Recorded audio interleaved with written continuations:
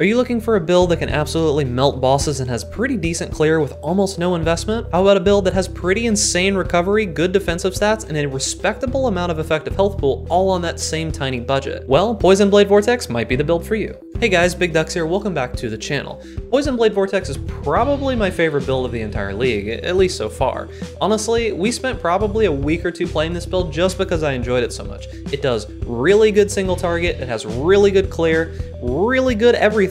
Oh, maybe it's not the tankiest build in the world, but you're not really gonna get a full DPS tank build. I mean, if you want a tank build, go play a Juggernaut or something. This is an assassin. This build, on very minimal budget, I'm talking sub 50 chaos, completed basically the entire game. I think the only thing we didn't get to do was Uber Elder. I'm pretty sure that's the only one we didn't do. Everything else kind of just fell over. So if you're looking for mainly a DPS build that can do amazing single target, excellent clear, all on a small budget, this is probably the build for you. And also, if you want to help me out, make sure to like this video so that more people can see it. And if you want more content similar to this, subscribe to the YouTube channel. It's the best way to keep up to date with all of my videos. And without further ado, let's take a look at some of the things that we accomplished with the build, and then we'll get into the guide. All right, let's run some T3, T2 seeds. This should be interesting. Everything's all ready to go? That it is. All right, I don't know which ones of these are the most dangerous, so let's just do what we do.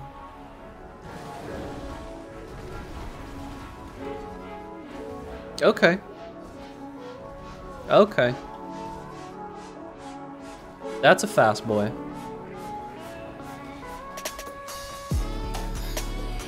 I'm fucking entangled, dude. How far is this entangled, buddy? That slam is spooky.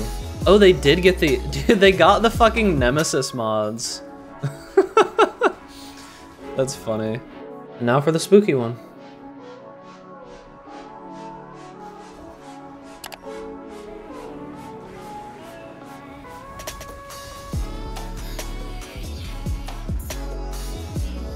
Okay. Well, whatever the fuck those things are is spooky as shit. I don't know what the fuck those things are, but they're fucking spooky. What the fuck is going on, dude? What?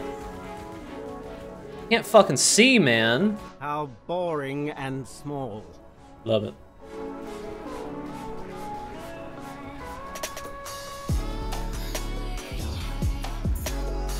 Okay. Ooh. One to the face. Oh, yes, Daddy. Yogi Beer has joined the flock. Yo, thank you for joining the flock, my dude. Welcome to the flock. Give me just a second. Enjoy your big duck and knife that you can threaten the rest of the chat with. Just need a moment. Alright, you should be dead. All that and nothing. So this is the Poison Blade Vortex Assassin. Don't even try to pronounce my name, I can't either. It's some poisonous foul duck or whatever that lives somewhere in Brazil or something like that. I really don't know. But this is a Poison Blade Vortex Assassin. Now, as you can see, this build, I've invested a decent amount into it, but honestly, you don't need the Explodey chest.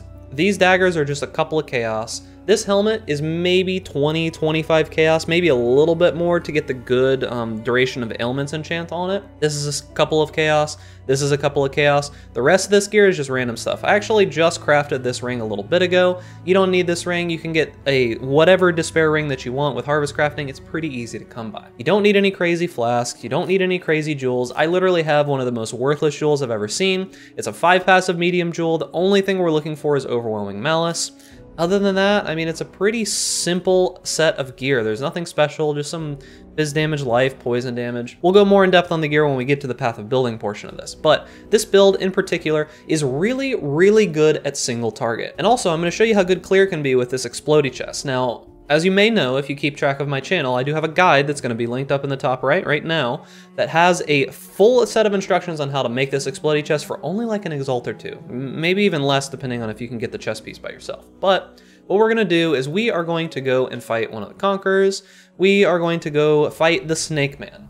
Now, as I said, this build is a Poison Blade Vortex Assassin. So the way that this build works is you're just going to be keeping up Blade Vortex, you're gonna be scooting around the map, killing things, having them explode from the Explodey chest. Even without the Explodey chest, honestly, the DPS in the clear is quite good. But you can see that with the Explodey chest, everything on the entire map just melts. Now, the big thing about this build in particular is that it is a poison build. However, most people think that poisons, you have to stack them up forever to get them to do good clear. Honestly, that's not really the case. One of the big things about this build in particular is going to be Plague Bearer. A lot of people sleep on Plague Bearer. Now, I haven't even been using it yet, but you can see when I pop Plague Bearer, it actually clears quite fast. The amount of damage that this ability does is actually pretty impressive, and I'm going to show you here. We're going to let all the Blade Vortexes fall off, and I'm going to do just Plague Bearer. Now, you can see this is like a tier 14 Conqueror map or something like this. Just Plague Bearer by itself is actually clearing this almost no problem. And you can see that when you kill just a couple of mobs, it stacks all the way back up to maximum. So the playstyle of this build is pretty simple. You're just going to hit Blade Vortex. It's got Unleash on it, so you can cast like 3 of them in a given time. You just run around, let the poison stack up, and that pretty much does everything that you need to. You've got Enduring Cry to be able to get a little bit of regen whenever you can't kill enemies. Now you've got Blade Vortex, the Vol version that you can shoot around. You can see this just is moving around, killing things in front of me. You can use that for clear, and also you do have Focus. Now this is in relation to the helmet that I talked to you about before, the duration of ailments. So what that does is that poisons have a certain duration that they can go for. And when you pop that button, you can actually increase the duration by 100%. So what that means is that your poisons are going to last for longer, they're going to stack many more times on top of each other, and they're going to do more damage. Increased duration is always a good thing to have for ailments if you can get it. So we're going to move through this map here. We're probably going to fast forward to the boss now so you can see a little bit of how the boss DPS actually works, and then we'll talk a bit about the build. So when we get to the actual boss here, let's take a look at how we do. Now when you actually do fight bosses, you want to pop all of your cooldowns all at once, and you will see that after a couple of seconds, the damage is going to stack up pretty high. And you can see, he's already pretty much dead. I don't have to do anything else. That was just a couple of seconds. That boss absolutely melted with pretty much no problem whatsoever. So you're going to notice that the DPS starts out a little bit slow, but after 3 or 4 seconds, you can pretty much just run away and the boss will fall over.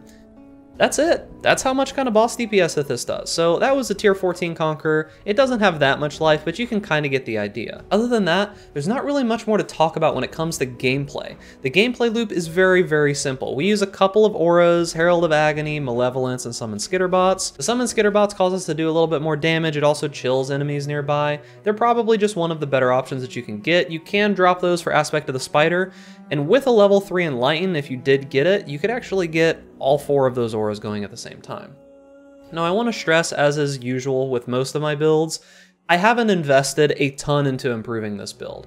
We made this Explodey chest, however it's going to be used on my next character, and I made this item. These are the only 2 expensive items on the entirety of the build. You don't need either of these. You can actually just use a random 6-link chest piece. I have one that I've used, where is it? This one. I cleared pretty much the entire game on this chest piece. This is just life and resist. There's literally nothing else on here. I bought this for like 25C, life and resist. You could do so much better than this for so much cheaper, but I crafted an Explodey chest because I kind of wanted to do it. If you were going to make the ideal Explodey chest for this build, it would probably be either a pure evasion or an evasion energy shield base of some sort, and then you could do a little bit better. But honestly, the Astral Plate is really good as well. You don't have to worry about it too much. There's not much more to say. We can probably head over into Path of Building. You've seen most of the gameplay. That's how pretty much everything goes. This can do everything in the game. Blighted maps are pretty easy, especially with an Explodey chest. All of the bosses are pretty easy. You've got good movement speed. You've got good regeneration through Enduring Cry. Not much more to say. So let's jump into the specifics over in Path of Building. So now that we're over in Path of Building, you're going to see a couple things about this tree. We head over here to grab the life. We head over here with 1 cluster jewel. We head down here to get a couple of keystones. We'll talk about those in a moment. We're going to go through the leveling trees. I'm going to talk about how and why everything works and all that kind of good stuff. So let's begin with the first leveling tree. Now, this build does begin as an elemental build. You can't really start as pure fizz. You can't really start as pure poison. It's not as good as it would be if you were just doing purely an elemental gained build. Now you could do anything from running a +2 staff. You could use Princess Sabers. Those would give you gain physical as cold. But the main thing that we're looking to do is we are looking to come out here. We're going to gain a bunch of physical and chaos damage, grab some life and some damage, come through the physical nodes over here, grab more life, more stats, more life, gonna come down here, grab some stats as we need them. We're gonna grab this life here, and then we're gonna start with one of the main defensive layers of this build, which is dodge. Now, a lot of people don't like acrobatics because they say, oh, well, you know, sometimes you're gonna get hit and you're gonna get one shot, and while that is true, you'll see here in a moment why that's not really as much of the case anymore. So we get acrobatics, the nodes in between, and phase acrobatics. Just these nodes alone are going to give you 40% attack dodge and 30% spell dodge. That is a ton. Now I know that you're not going to be able to block, you're not going to be able to have any armor or any energy shield. Doesn't matter though. So moving on to the next section here, this is going to be 35 to 55. You're going to see we're going to head over to the left here. The main reason that we head over to the left is that we want these increased skill effect duration nodes and we want this life. That's all that we really care about going over here. These 3 skill effect duration nodes will help you keep up Blade Vortex with no problem once you have Unleash. You get Unleashed around 38 is when you get it. Right after you kill Malachi is around the moment that you're going to get it. Once you get those, you're going to have absolutely no problem leveling as Blade Vortex. That's when the build really takes off. When we jump up here to the next section, this is the end of the campaign. This is after we get all of our skill points. You're going to fill in the life, fill in the life. The next thing that you're going to do is you're going to come down here, you're going to start picking up crit, and you're going to fill in more life here. You're also going to come up this way, you'll fill in this crit section right here, grab some life, and you're going to grab some fizz nodes. Now keep in mind, these fizz nodes are going to be replaced later, so you can come up here and just grab the chaos ones if you want to switch to poison a little bit earlier. These are the last nodes that you get anyways, so it doesn't really matter. After that, we're going to be going into our full end-game tree. Now you see that it switched over into the Chaos nodes there. We're also going to be picking up some damage over time. We're going to be swapping out of this and going through these damage over time nodes here instead, but these nodes are still pretty good. We're going to pick up some poison-specific nodes. We're going to pick up some more life. We're going to pick up a little bit more resist there. We're going to come down here and we're going to grab Wind Dancer. This node is the reason why dodge is actually pretty decent nowadays. So Wind Dancer was a node that you could get on, I think, the Deshret keystone from the Timeless Jewels. I don't exactly know that it was Deshret, but I think it was. So Wind Dancer causes you to take 20% less damage if you haven't been hit recently. So with a build that gets upwards of like 75% attack dodge and 65% spell dodge, when you're only getting hit every so often, you're going to get that 20% less damage taken pretty often. Now evasion rating doesn't matter. We really don't scale evasion rating. We're just going for that 20% less damage taken if you haven't been hit recently. Honestly, it's huge. And then we pick up some more life here. Now when it comes to cluster jewels, you really don't need anything special. Honestly, you can get a cluster jewel like this. It's probably going to be pretty expensive just so you can pop in some extra jewels here. Overwhelming Malice is the only thing that you need from the cluster jewels. This is the only thing that matters. 10% chance to gain Unholy Might for 4 seconds on critical strike. The other one here is just Wicked Paul. Put whatever you want in there. Overwhelming Malice is the one that you want to get. With how high our crit chance gets, you're going to have this up 24/7 on bosses clearing all the time. And that's pretty much it for the tree. There's not much else to talk about there. Any jewels that you want to fill in, you're just looking for life and damage over time of some sort. That's all that you're looking to get. So let's talk about the Ascendancy points now. So initially when leveling, none of these Ascendancy points are going to be too great.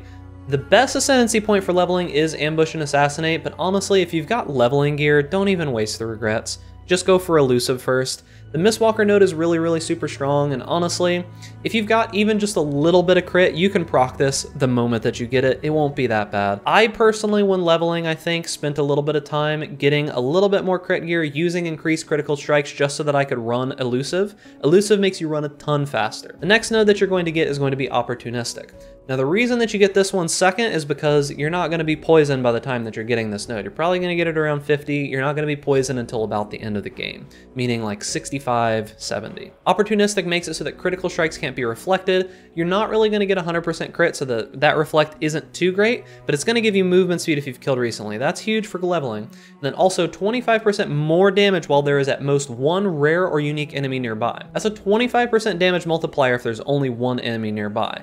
You can see this DPS up here, right? This is with the endgame gear and the endgame skill tree, 13.8 million DPS. So if you put number of rare or unique enemies nearby, look at the difference there. It goes from 1.38 million to 1.72 million DPS with poison. It's pretty nuts. It's a lot of damage. This node, really strong. You also take 10% reduced damage while there are at least 2 rare or unique enemies nearby. That means that while you're clearing, you're gonna take a little bit of less damage. Then when you reach maps, you're gonna start grabbing these nodes, and as soon as you have Noxious Strike, you can go poison, no problem whatsoever. This right here will enable you to go poison. This is going to give you a 25% damage multiplier, a bunch of chance to poison, a bunch of damage, and one of the 2 big things about this node is that 5% increased poison duration for each poison you have inflicted recently.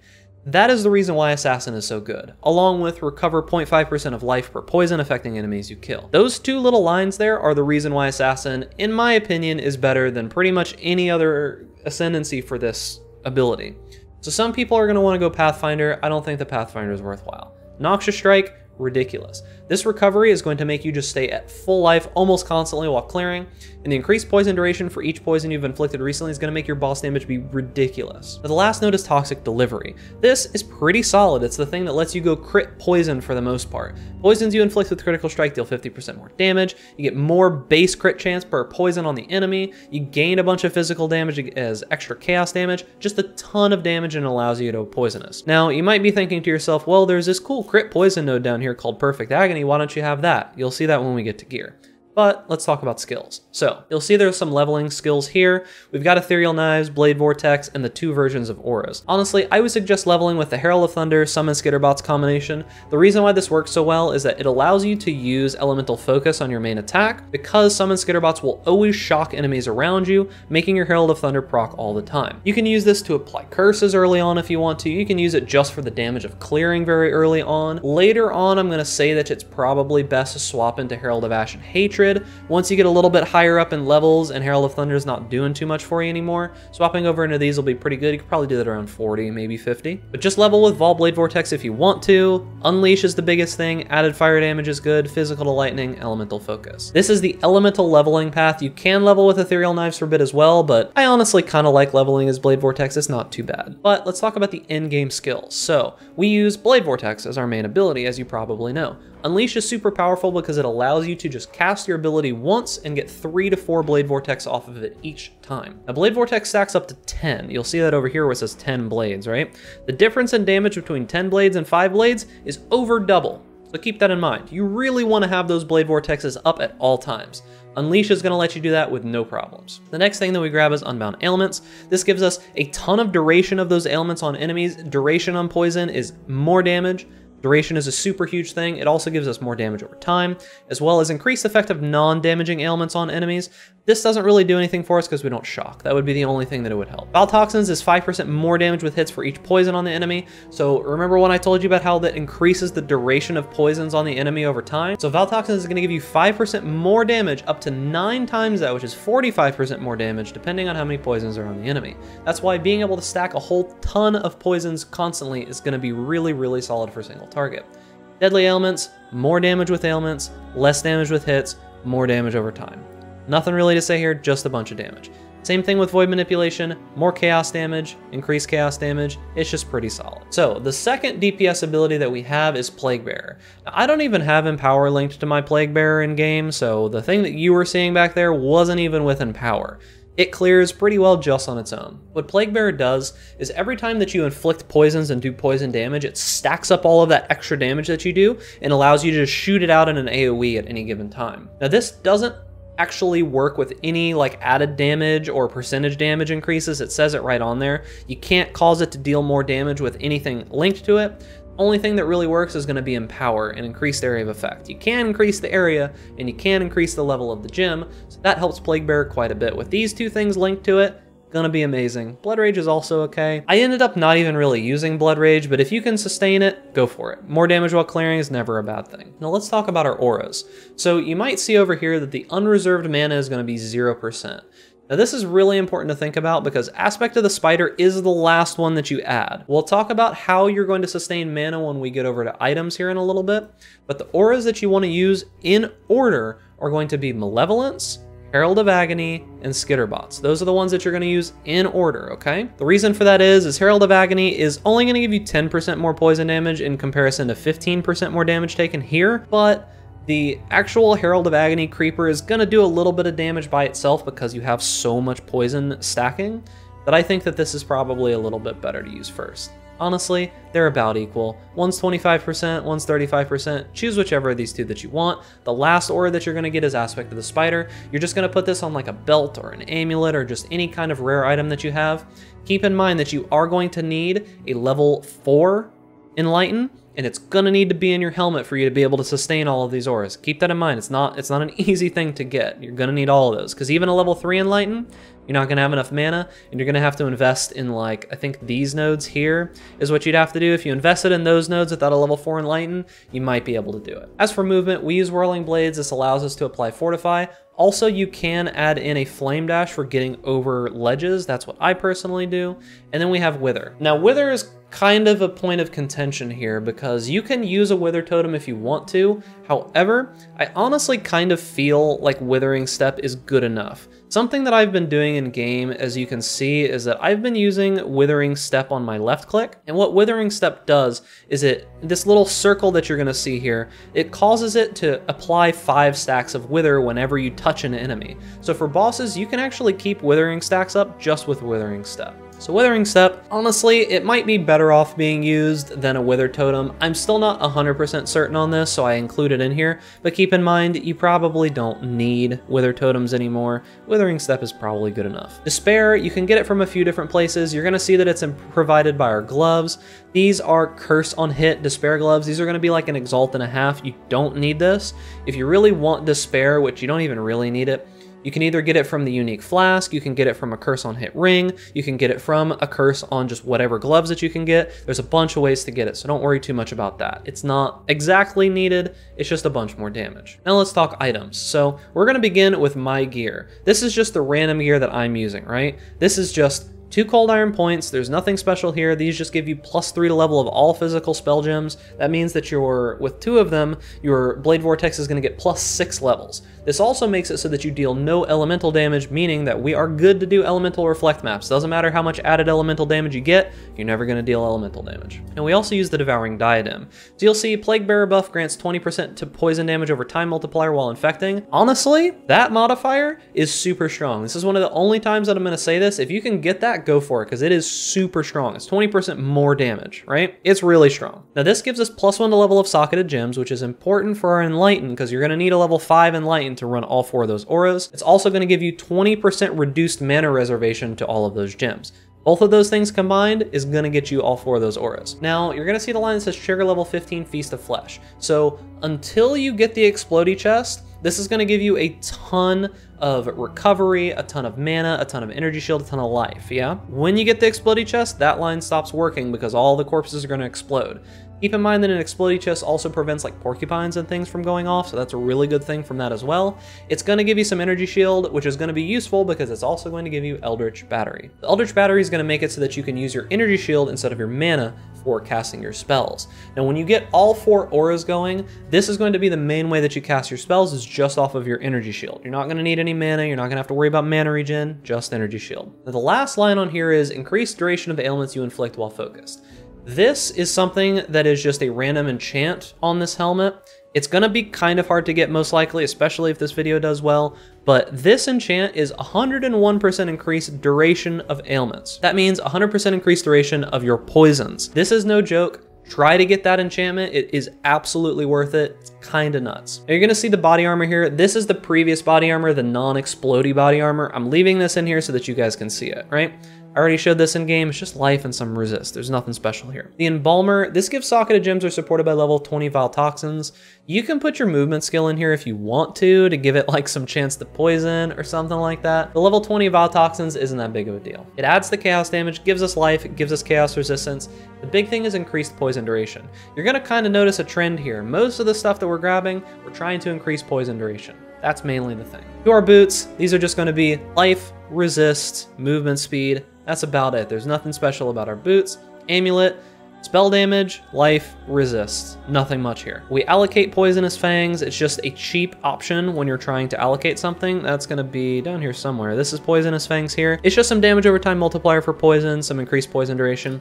You'll see later on when we switch to the expensive gear that we do grab Dirty Techniques. Dirty Techniques just requires a silver. This requires almost nothing. So for our rings, just got some strength just to be able to use some of our items. Life, resists. Strength, life, resist, that's pretty much it. This isn't gonna match the ring that I have in game. I will update that here in a moment.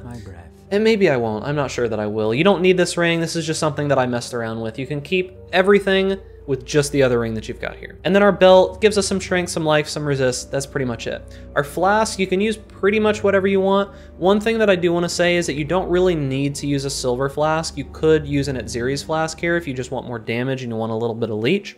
It would honestly be a really good idea. Just make sure that you get a jewel that has corrupted blood immunity so that you don't need the bleeding immunity here, and then put your immune to freeze somewhere else, right? Or you could get like immunity to ailments through some of your pieces of gear, but Honestly, most of these flasks are perfectly fine. And then there's Coralito's signature. This is going to be a huge amount of damage. It's going to allow us to have that keystone that I was talking about before. This one here, Perfect Agony. So what this does is it's going to give us chance to poison on hit, which is pretty good. It's a diamond flask, which means that it's going to give us a lucky chance to crit. Now what crit chances lucky means is that it's going to roll crits 2 times. So if you have like a 50% chance to crit, right? You roll it once, it doesn't crit. You roll it again, it does crit, it's going to use the crit. That's what lucky means. Now it's going to say your critical strikes do not deal extra damage during flask effect. That doesn't matter to us because we don't worry about our hit damage anyways. And it's going to say 70% increased duration of poisons you inflict during flask effect. Once again, duration of poisons, huge amount of damage. That's what we're scaling, boys. And then we've just got some poison jewels. We've got the cluster jewel that I talked about. Nothing special here. Upgrading to the expensive gear, you're going to see a couple things change, but everything is mostly the same. The body armor is now an explodey chest. You can see the name of it. I have a video on how to craft this chest piece. I have a video, you can go find it on my channel. We're still using the Embalmer, but they're using Curse enemies with level 12 Despair on hit. Now, the Cold Iron points, I didn't put these in here because of how expensive they are, but you can get corrupted ones that have more damage or increased damage over time. You can get 2 of those if you want to. Super duper expensive though. Our boots, same as before. We did get Cannot Be Frozen on these boots, but you can get life, resist, movement speed, perfectly fine. Now the amulet is something that's pretty big because with the amulet, you're able to get life, you're able to get chaos damage over time multiplier, and you're able to get +1 to level of all dexterity skill gems. This is pretty big because the plus level of gems, especially when they're at a high level, is going to make you do a ton more damage. Circle of Nostalgia is something that you can use. You can see this gives us like 1.6 million DPS out of 13 million. So I mean, keep in mind, this was only like 10% of our DPS at most, but the increased chaos damage while affected by Herald of Agony and the Herald of Agony has increased buff effect, both pretty huge. You don't need to use this, but it is really good. We have another ring here, just a ton of life, ton of resists, and then we've got our belt. This is where we get our source of aspect of the spider for this build. Beyond that, strength, life, resists, pretty much it. We put an Abyss Jewel into that belt, gas damage, life. We do put some chance to gain Onslaught on here just because we aren't using that Silver Flask anymore and we're using it at Ziri's Promise. So once you can get that, you can swap over to it at Ziri's Promise. Everything else here is about the same. There's nothing special. However, there's one last thing that I want to go over. One that for some reason, this is 124 out of 123. I don't know what we can remove here, something. Oh, I didn't take that point out. Anyways, I want to talk about the configuration. So a lot of people look at the configuration tab and they're like, oh, well, you have this set, so you're not going to be actually doing this amount of damage or blah, blah, blah, blah, blah. So I want to explain this tab for people who care. So power charges, we get these from our chest piece. We're focused because we're going to be using the focus from our helmet. We have Unholy Might off of the cluster jewel. We have Fortify from our movement ability. Elusive is something that we gain both through our Withering Step as well as through our Ascendancy. We've pretty much always got a flask active. Have you killed recently? Yes. Now I don't put the number of nearby unique enemies in because that's just inflating the damage. Don't think that that's worth it, but you can see the amount of damage goes up a lot when you do that. Number of poisons applied recently, 30. Now, this is going to be the point that most people are going to be like, you haven't applied 3 poisons recently. Well, if you look at the hit rate here, 7.5 hits per second, you take that, you times it by 4 seconds, which recently is the last 4 seconds, times that by 4, you get 30. Amazing, right? So beyond that, we've got 3 stacks of spider web. That's easy to get. 15 poisons on the enemy. This actually doesn't do anything past like 8 or 9, I think. Yeah, it's past 9. This doesn't actually do anything past 9. It just put 15 because that's around what we get. Withered stacks, 15 is the max. We're always going to have that. And this is damage on Cirrus, Awakener level 8. So this is the kind of DPS that we're doing on the basically the hardest boss in the game at the moment. Although honestly, that might still be Uber Elder. I don't know. And honestly, that's about it. It's a pretty solid build. It doesn't require much gear. Much else to say. But that's pretty much it. The build is really solid. I had a lot of fun playing it. It can do all of the content on the game on almost no money. What more can you really look for? So remember guys, if you like my content and you want more people to see it, make sure to like this video. And also consider subscribing for more content similar to this. And stay safe out there in raid class, and we'll see you guys in the next video.